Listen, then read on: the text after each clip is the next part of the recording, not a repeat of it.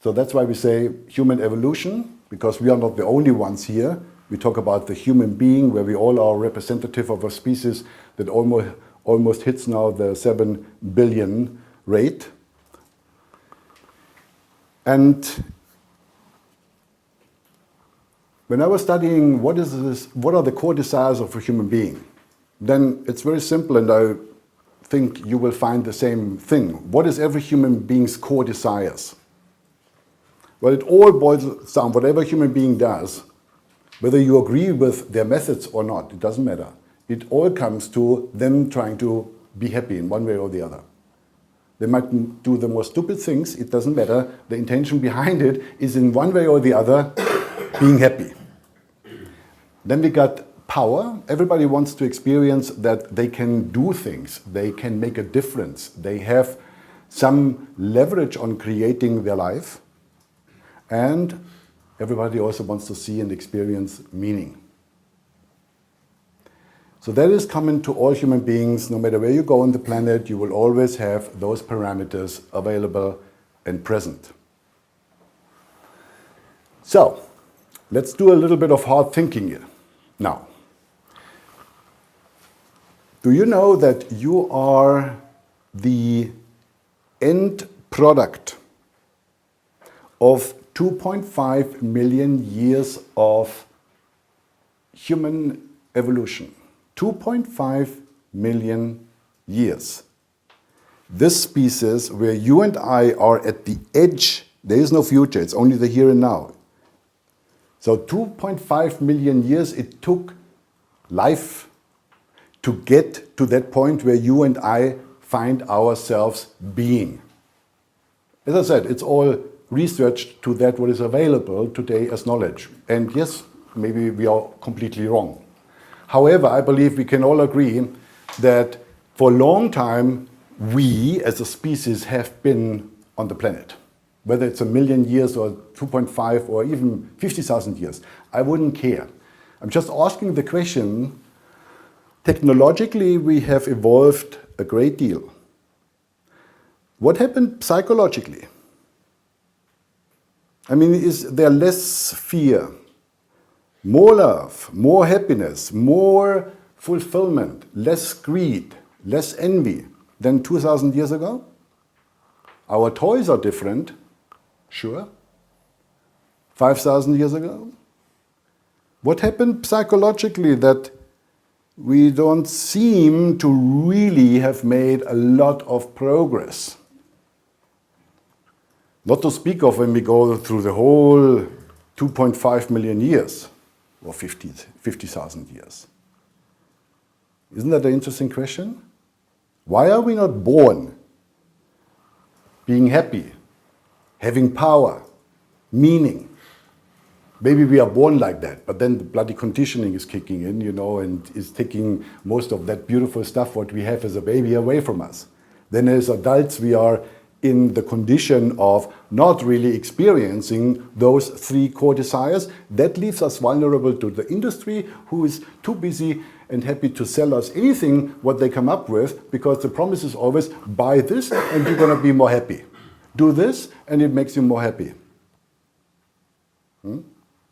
So, I say there must be something in there, and I'm going to take a look at that tonight, that maybe we discover what is the missing part, why we as a human species have not really made sufficient progress. When you take a look that we had 2.5 million years time, and then we end up like that. Not that everything's wrong, but hey, there are things you and I know that are not really working. And 2.5 million years doesn't make quite sense, that we're not further down the line. See, for example, the questions, why don't we know what we really want? Why don't we get what we want? Why is life a struggle? Why don't we know our true north? These are all questions human beings are asking and having. So, maybe the teachers were missing. Maybe we didn't have the answers. let's take a look at that. When you say, okay, Mark, if you take a look at that, it's just about knowing how to be happy and meaning and powerful. If I only would know that, then the problem would be solved. Well, is the knowledge available today? Definitely it is. There are so many philosophers today. Eckhart Tolle, Kim Weiber, etc., etc. They are all offering great philosophies, great tools for us human beings to be happy and meaningful and powerful. Was it available 100 years ago? Of course, philosophers like Kierkegaard and Heidegger, Kant, etc., etc., they said the same thing in their particular language. Was it available 2,000 years ago? Yes. Socrates, Plato, Heraclitus, all the great philosophers, and so on and so forth. So the answers of how to become a real human being were around all the time. So why are those answers not profoundly sinking in, becoming organic, change my behavior, my being, and I'm a changed person? Why are they in me as on the surface I know, but I don't act on it? See, asking that question might lead you to the insight that you ask yourself the question, maybe it's not because the right answer hasn't been found. Maybe it's in the nature of an answer that an answer doesn't make a difference.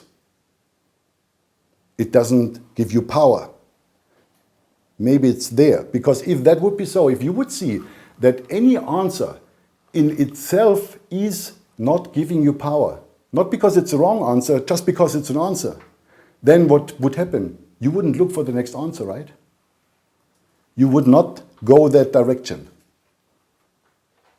Because you see it. The next answer, if it still will be an answer, and therefore, whatever you will expect, it will not happen. And that would leave you then very powerfully with another question. But before we go there, just want to bring to your awareness that we do have answers. For example, we shouldn't eat particular things, but we do. We should exercise, but we don't. We should not argue, but we do. We should get our work ready by tomorrow, and we don't. We should speak the truth, and we don't. We should pay off our credit cards, and we don't, etc. So everybody knows things but is not acting on it. Can you agree to that? So there seems to be the critical thing that we are looking out for. What is missing? Because now I'm left with, I stopped moving into that direction. Now I need to look out from having stopped going for the next answer, the next book, the next philosophy, the next master, the next, whatever it is. I must now ask the question, okay, I'm clueless with where to go now. So what am I going to do? And for this you need to take a look at, first of all, what are you made of? How are you composed? What is it and how does a human being tick? Because you and I weren't born with a manual. So let's take a look, and not through complex systems, but you just and I thinking and looking at who are we, what are we made of? Well, the first thing what you find is that you have a body, right? A human being has a body, you got a body. You are not the body, but you have a body. Part of the body is a brain. So you got a three-part brain, which is made up of the R system, the limbic system, and the neocortex. So that brain operates the body. Question is now, with what do you operate the brain? Any ideas?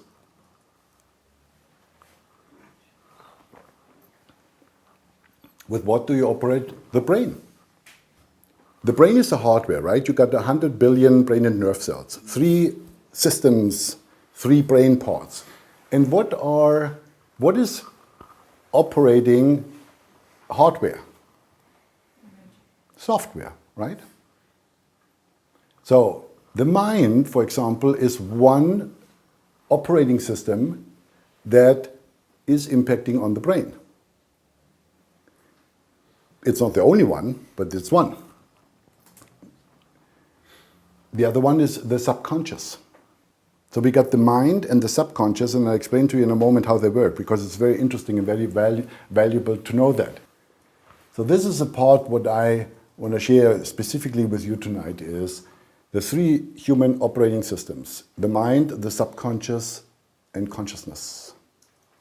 Because once you understand that, you will see with your own eyes why there can't be any possible psychological development and evolution if the foundations are not set for that. And that was the missing part, I believe. That's why the answers were around, but have not touched us and changed us on the core or organically in the cells.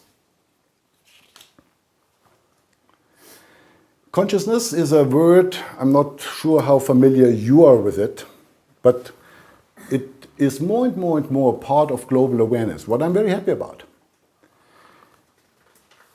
Oprah is talking about consciousness plenty.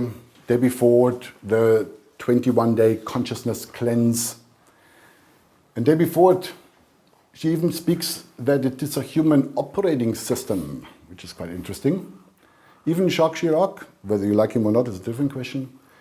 In his speech in 2007, he says, it is time for a revolution in consciousness.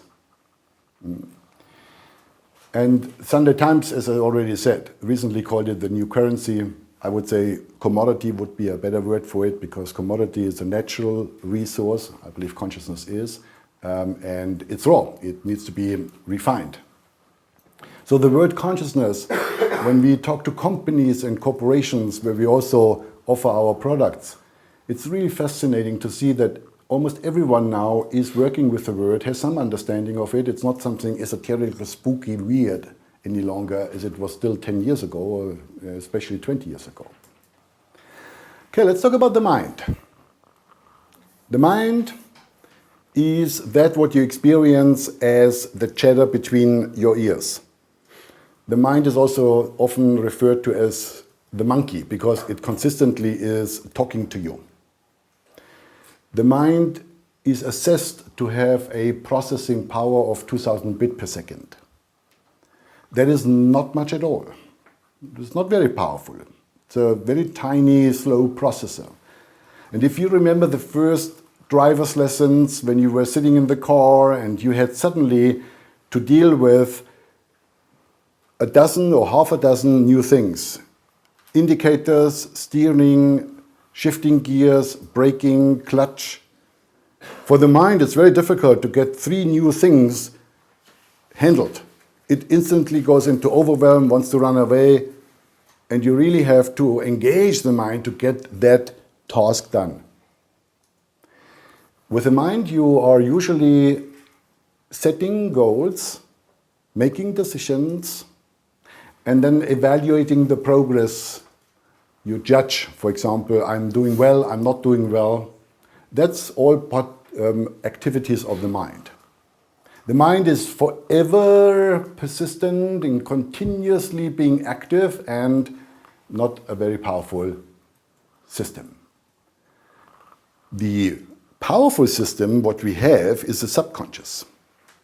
The subconscious is a fascinating operating system. First of all, it has about 40 million bits per second processing power. And it actually needs that. Why? Because when you see what the subconscious is, it is a recording and playback device. It records everything what happens any given moment in your life. Whether you put attention on it or not, it records every sound your 5 senses are experiencing, every taste and every thought and every emotion you have.